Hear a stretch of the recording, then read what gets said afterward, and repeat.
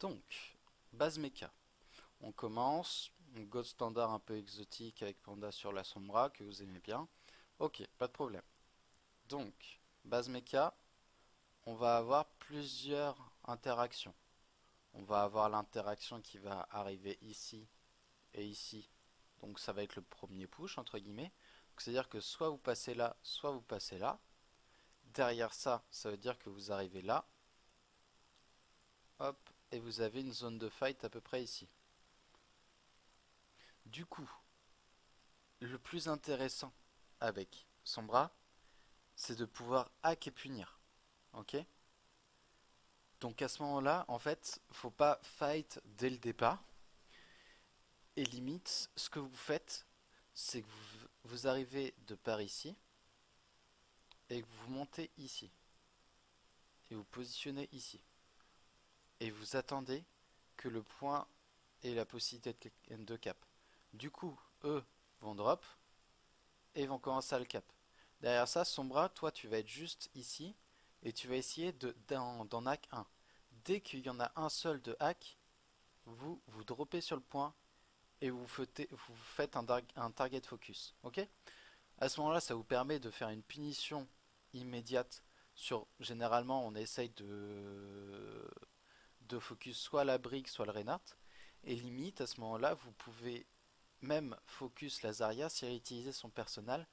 Oh, mais par contre, il va falloir la call juste avant avec, genre par exemple, Dadou avec une orbe et puis le focus des autres dessus. Ok? Alors, petite information sur la base mecha. Vous avez perdu le premier fight, ok.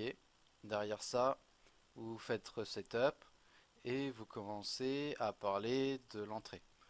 Donc, faut savoir, cette porte-là, dès que vous avez perdu le point, vous allez regarder si eux y sont. Si y sont, c'est quasi l'enfer d'y passer, voire même impossible parfois. Du coup, ce que vous faites, c'est si vous voyez qu'ils sont ici, vous passez par là. Vous voyez qu'ils sont ici, vous vous arrêtez là. Hop, vous reculez un petit peu, vous vous placez là. Et là, vous claquez le speed boost ici. Enfin, non, je répète. Vous vous placez ici. Derrière, vous allez directement ici. Vous vous stoppez là. Et eux vont penser, donc vont tous décaler par là. Faites attention à écouter quand même un minimum le son. Et là, vous refaites un speed boost pour aller par là. Qui va vous permettre d'avoir le champ libre et de vous réinstaller. Ok? Parce que sinon, vous allez jamais pouvoir. Donc, soit vous faites un bait complet et au final, vous pouvez vous installer là. Soit vous faites pas le bait et vous vous installez de l'autre côté. Mais par contre, faut pas que vous restez stagné à forcer un passage si ça ne passe pas. Surtout sur base mecha, vous avez la possibilité de faire énormément de choses. Du coup, essayez d'en profiter soit de ce côté-là, soit de ce côté-là. Il ne faut pas passer en dessous. Le problème du fait que ça soit en dessous, c'est que vous n'êtes pas prêt à à ce que vous pourriez recevoir. Du coup, genre, vous pouvez aucunement anticiper tout ce qui va être les actions de l'ennemi et vous ne connaissez aucun positionnement de l'ennemi. Donc vous arrivez en fait sur le point avec une connaissance quasi nulle de du teamfight que vous allez prendre.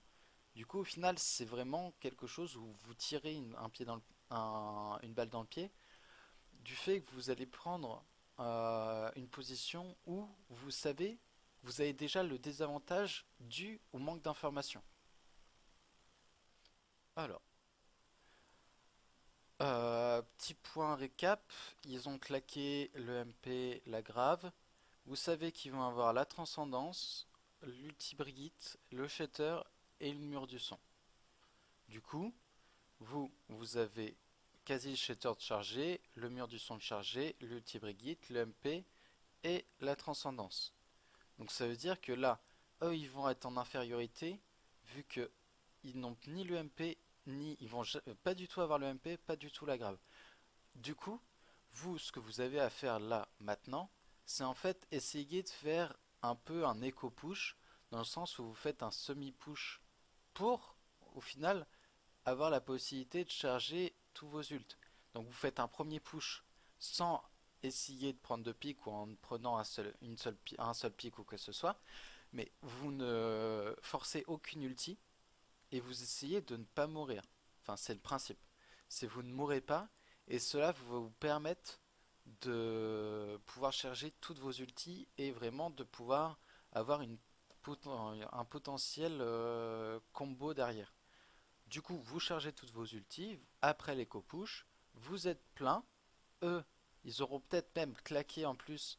Derrière ça, ils claquent instantanément l'ulti Brigitte. Donc ça veut dire que vous vous retrouvez à 6 ultis contre 3.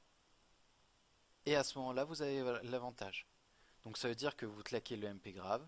Ou sinon, vous claquez que le MP pour pouvoir essayer de forcer la transcendance. Vu que de toute façon, ils n'ont pas de diva, vous savez que la grave va obligatoirement toucher.